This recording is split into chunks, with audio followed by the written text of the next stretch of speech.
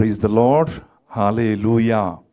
ప్రియులారా, విశ్వాసులందరికీ ప్రత్యేక గమనిగా రేపటి దినం నుండి మనమందరము పవిత్ర వారములోకి ప్రవేశిస్తున్నాము.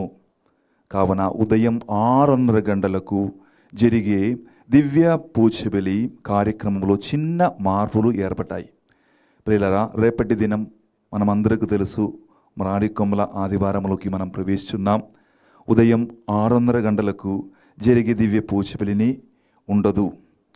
ఉదయం 10 గంటల నుండి మధ్యాహ్నం 2:30 గంటల వరకు మ్రాణికొమ్మలు ఆశీర్వదించుట, ప్రదక్షిణ, దివ్య పూజబలి, వాక్య పరిచర్య నిర్వహించబడుతుంది.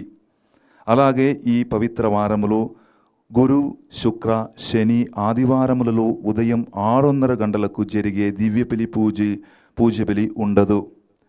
దానికి బదులుగా పవిత్ర గురువారం సాయంత్రం 6 గంటల నుండి 12 గంటల వరకు దివ్య పూజబలి, శిష్యుల పాదములు కడుగుట, దివస ప్రసాదమును ప్రతిష్ఠించుట, ఆరాధన ఉంటుంది.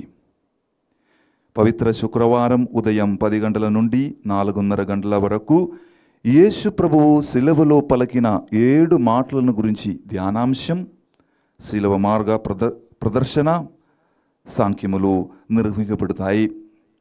పవిత్ర శనివారం రాత్రి 10 గంటల నుండి ఉదయం 1 గంటల వరకు పాస్కా జాగరణ పూజబలి నిర్వహింపబడుతుంది.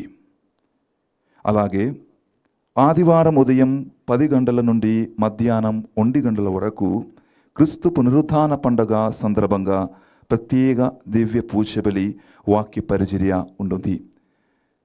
విశ్వాసులందరికీ ఈ కార్యక్రమంలో జరిగిన మార్పును గమనించవలసిందిగా మనవి చేస్తున్నాను. అందరికీ దేవుని యొక్క ఆశీర్వాదం ఉండునుగాక. Praise the lord. హల్లెలూయా.